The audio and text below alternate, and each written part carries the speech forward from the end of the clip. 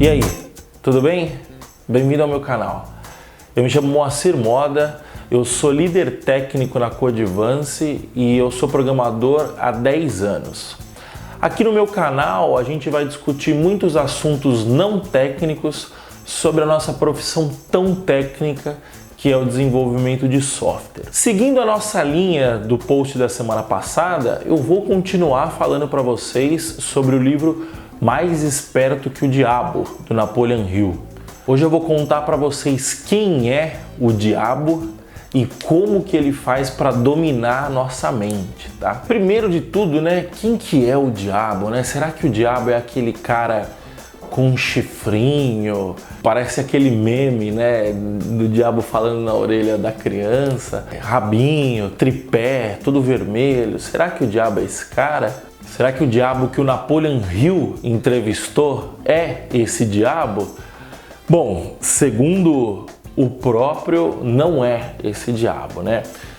Então, quem é o diabo? Ou melhor, quem é Vossa Majestade, né? Logo quando o Napoleon Hill começa a entrevista dele com o diabo, né? Ele vira pro diabo e fala: como que o senhor faz para dominar as pessoas? Eu só aceito que você... Vou até ler. Mas primeiro você deve se dirigir a mim com mais respeito. Durante esta entrevista você se dirigirá a mim somente como Sua Majestade. E aí o Napoleon Hill pergunta, né? Ele questiona esse título autoproclamado, né? E aí o diabo responde: você deve saber que eu controlo 98% das pessoas do seu mundo.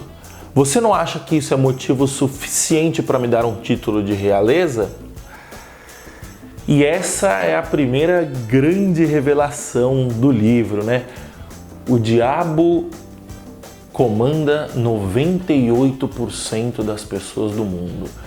E aí você fica chocado, né? Você fala, porra, 98% é a absoluta maioria, né? Grande absoluta maioria. Você olha à sua volta, será que 98% das pessoas que eu conheço são dominadas pelo diabo, né? Será que eu faço parte? Será que eu sou sortudo o suficiente para fazer parte desses 2% que não são dominados pelo diabo, né? Ninguém se acha dominado pela representação da maldade no mundo, né? Bom, a gente vai entender um pouquinho disso mais para frente.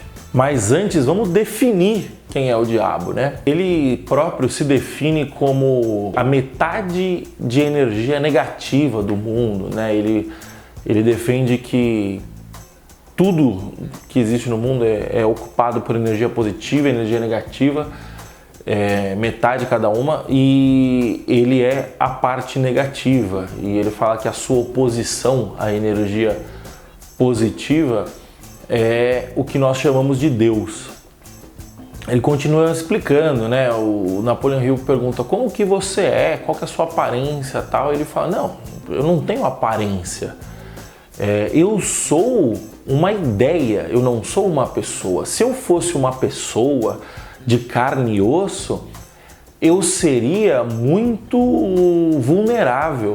Como eu sou uma ideia, eu sou muito mais difícil de ser vencido. E aí faz todo sentido, né? Porque ao se definir como uma ideia, a partir do momento que uma pessoa no mundo acredite nesta ideia, ela passa a existir, ela se mantém viva, né? Esse eu acho que é o primeiro grande insight que a gente pode tirar do livro, né?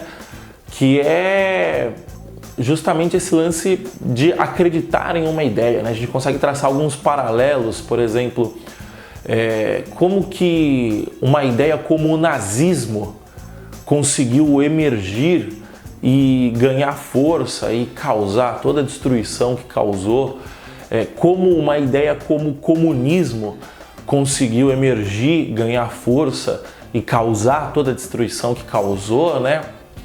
Porque era uma ideia que foi se espalhando. E a gente consegue entender, inclusive, como essas ideias ainda existem. Obviamente numa escala absurdamente menor, mas ainda existem, por exemplo, os grupos neonazistas, supremacistas, brancos, esse tipo de coisa.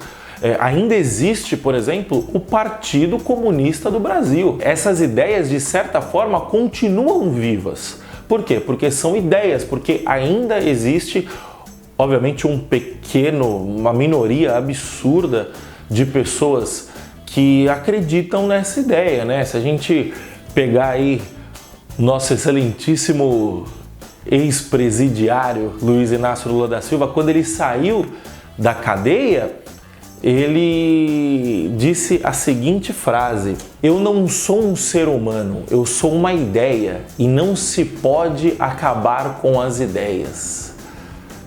Alguma semelhança aí com o nosso tema?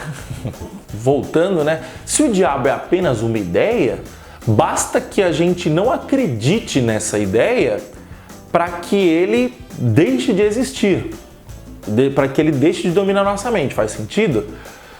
Vamos continuar para ver se faz sentido ou não.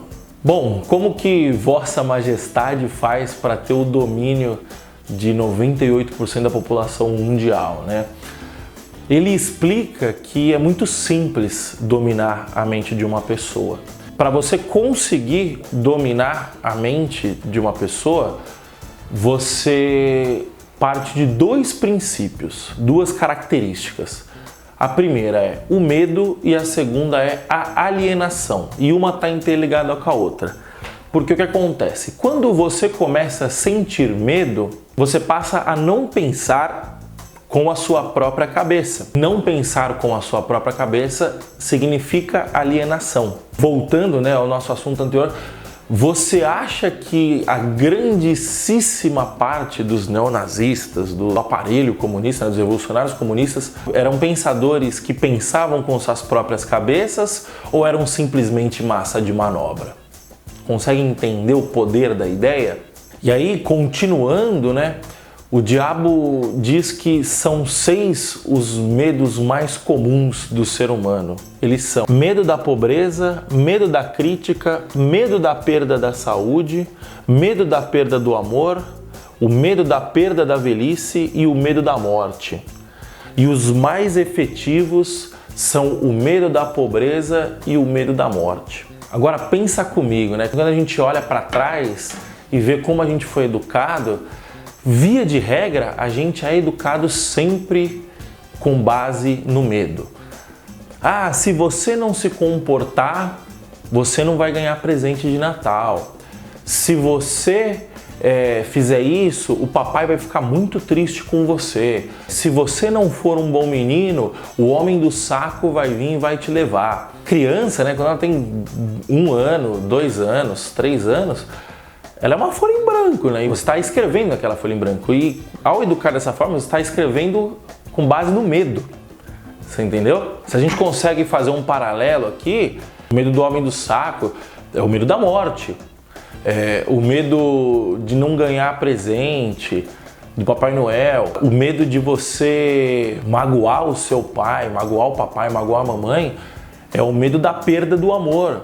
Nós somos educados com base no medo. Nós nos tornamos adultos medrosos, por consequência, alienados. Tanto é que o diabo fala, né, que os 3 maiores aliados dele são os pais, os professores e os líderes religiosos. Porque isso vira um negócio exponencial. Se você é criado com base no medo, esse medo está incutido no seu subconsciente e quando você for criar os seus filhos, caso você seja um professor, quando você for educá-lo, caso você seja um líder religioso, não sei se o líder religioso cabe tanto hoje em dia, né? Eu acho que a religião acabou perdendo um pouco da potência que tinha na época que esse livro foi escrito, que era nos anos 10, nos anos 20, se eu não me engano. Posso estar falando besteira aqui também, se eu estiver falando besteira, por favor, você me desculpe, eu não chequei isso de fato, né? Mas justamente são essas pessoas que criam novos seres humanos. Vira um negócio perpétuo e exponencial. Um pai cria 2, 3 filhos, esses 3 filhos criam mais 3, 4 filhos. Um líder religioso educa centenas, milhares de pessoas ao longo da vida. Um professor educa centenas, milhares de pessoas ao longo da vida. justamente com base no medo e, por consequência, na alienação. Olhando assim, a gente consegue entender o porquê que o diabo domina 98% das pessoas. Faz muito sentido, né? Por hoje eu vou parar por aqui, né? Eu vou deixar para o próximo vídeo para a gente falar mais sobre o assunto, né? Mas eu queria saber a sua opinião. O que você achou? Você conseguiu entender? Eu acho que o que o Napoleon Hill quer dizer com todo esse modo lúdico de explicar é que a ideia ela é muito importante, né? A ideia é o que permeia o nosso subconsciente e é o que dá a base para o modo que a gente pensa e, por consequência, para o modo que a gente age. O medo, no fim das contas, não passa de uma ideia. Então, esse lance de padrão mental é muito importante. Eu venho me aprofundando bastante nisso e eu venho entendendo como a nossa mente é poderosa. Eu acho que esse é o ponto do Napoleon Hill. E aí, você se identificou como um dominado pelo diabo? Quando eu li, eu me identifiquei fortemente. Mas fica tranquilo que no próximo vídeo eu vou te explicar como que você faz para se livrar das garras do demônio. Bom, muito obrigado pela sua presença aqui. Eu espero que você esteja gostando dessa série de vídeos. É um tema que eu acho muito legal, muito enriquecedor. E eu quero saber sua opinião. Deixe sua opinião aqui nos comentários, por favor. Se você quiser discutir mais sobre o assunto, entra no nosso grupo lá no Telegram, que é o bit.ly/galera-python-pro. Esse é o grupo que a gente discute lá, junto com o pessoal do Renzo também, né, do Python Pro, a gente discute nossas ideias aí. Me segue lá nas redes sociais, é @moacirmoda, e por favor, me manda a sua sugestão de pauta, porque eu vou ficar muito feliz em falar sobre o que você quer ouvir, tá bom? É isso, os recadinhos finais, curta o vídeo, por favor, compartilhe com aquele seu amigo dominado pelo diabo, se inscreve no canal, que isso ajuda aí o YouTube a espalhar nossa mensagem, tá certo? Muito obrigado, até a próxima, tchau, tchau!